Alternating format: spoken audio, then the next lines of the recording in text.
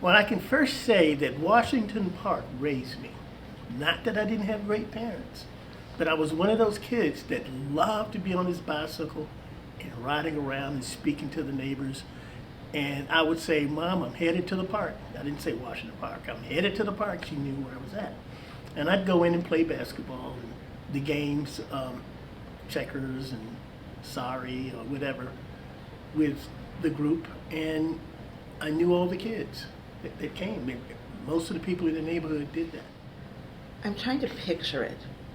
There was a tennis courts too there, even then, Okay, right next to the pool. okay. Major basketball courts. Right about where the pavilion is up there now is where the basketball courts are. And so, when you're talking about that down the hill in the lower piece with the picnic tables, can you describe for me what that was like? You know, was that a typical Saturday? Was it a meeting place on a Sunday or something like that? I'd say so. When people are off, they're not working, so the parents would bring picnic baskets out, and the family would come out, and they would cook their food in one of those open-face grills out there, and it was just, it's a time that that you don't really see anymore.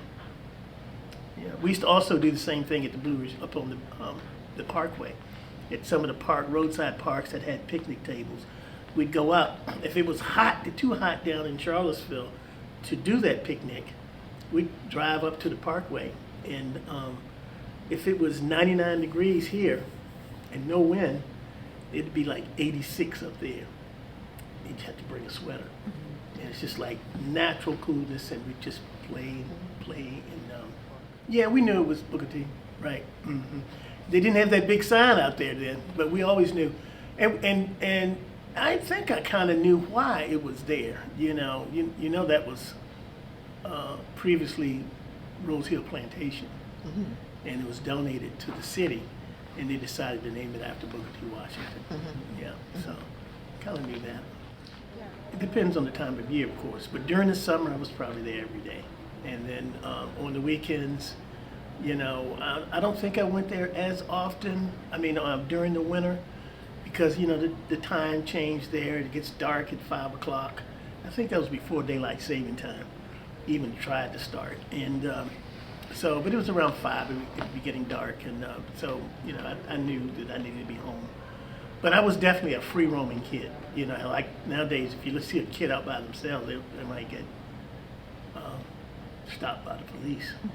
But I came up at a time where you could go on my bicycle. I could go anywhere in Charlottesville.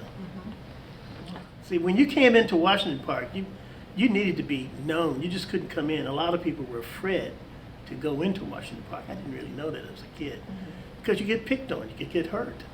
And so Washington Park was the big park in Charlottesville when it comes to black people. It was still a segregated world then. So it didn't, even though I went to Venable at the age of, it was at the age of 10. Yeah, 10.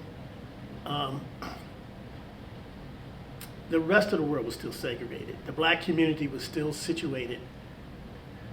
My house, where I live at right now, was the furthest west of the black neighborhood that it would go. Right behind my house, it turns to a white neighborhood, and it's kind of still that way. Yeah. So the lines are still drawn out, even though through gentrification, white people are moving into some of those neighborhoods. Kids would be on these high slides with no guardrails, barely any guardrails.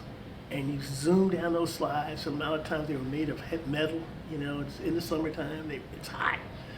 So big swings. I mean, tall swings with long chains down to the seat. And you could swing. We always tried to make that thing flip around and come back again. But we never did do that, but we tried it, and it's just this wide swings, and that's what I remember. Just always a good time, and there were picnic tables on the hill. Nowadays, we use it as slave. The kids in the neighborhood, that whole neighborhood, even the ones that had pass their time in playing in the park would come and sleigh ride on a big snow day, and we'd sleigh ride until 12 at night. They had picnic tables. We had fire pits. They would put old car tires in it, and they would just big flame and lots of heat. So we stayed out there half the night, really. And that's what's the fun. And then you had, when people went, it was too hot to be eating inside the house, families would bring the picnic out to the tables. I mean, it was such a community. The tables were on the hill, going down the hills. You can see that plain area at the very bottom. Picnic tables were going down that hill, and the beautiful oak trees. So, you know, this family. We only had a little 3-foot wading pool, but we really had a lot of fun in it. They raised me. The kids, the boys, the girls, Flip, Miss Mary, all of those people who were in charge, you know, they raised me. And everybody who came into that park was raised by them. That's wonderful.